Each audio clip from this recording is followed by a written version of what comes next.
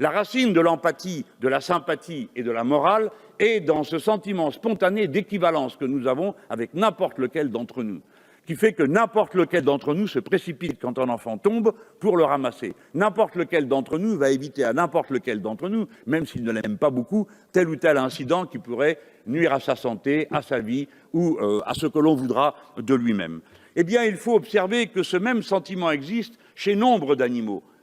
Et dès lors, nous avons en quelque sorte une communauté de conditions dans la sensibilité avec les autres êtres vivants.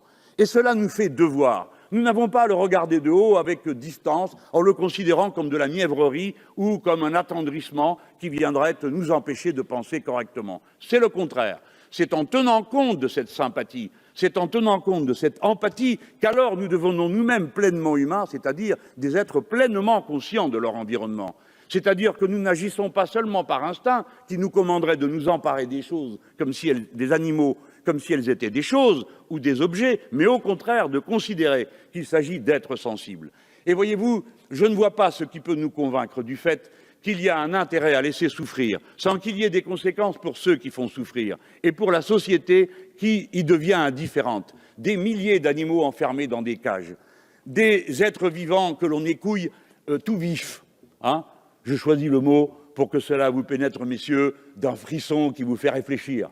Oui, parce que c'est ça la castration à vif de ces jeunes animaux, etc., etc. Quel profit peut tirer la société d'une telle violence? Aucun. Quel bénéfice tirera-t-elle du fait de le faire cesser? La considération qu'elle aura pour elle-même et l'idée que c'est le chemin par lequel il faut s'avancer. Je ne dis pas que c'est simple, je ne dis pas que toutes les sensibilités se vaillent, je ne sais pas. Je ne sais pas si la sensibilité d'une huître est équivalente à celle d'un macaque que l'on torture du matin au soir pour faire sur lui des expériences sur telle ou telle maladie ou tel produit. Mais je sais que l'un et l'autre, à leur façon, s'expriment en tant qu'êtres sensibles. Voilà pourquoi nous gagnons en dignité, pour nous-mêmes, pour ce que nous sommes, pour le modèle agricole que nous voulons développer en nous posant de telles questions. Nous ne faisons pas acte d'une sensiblerie sociétale qui ne concernerait que quelques personnes dans les villes attachées à leurs animaux domestiques, quoique leur attachement soit une bonne et non une mauvaise chose. Nous parlons d'une façon de vivre, de regarder le monde. Nous avons pris conscience qu'à 7 milliards, nous ne pouvons plus traiter la nature comme un objet, car nous sommes en train de la détruire. Et nous ne pouvons pas regarder les autres êtres sensibles comme des objets qui nous appartiennent, parce qu'ils ne nous appartiennent pas. Et que si nous avons une façon de les traiter et qui les transforme en objets, alors nous sommes certains qu'un jour ou l'autre, c'est nous-mêmes que nous traitons en objets.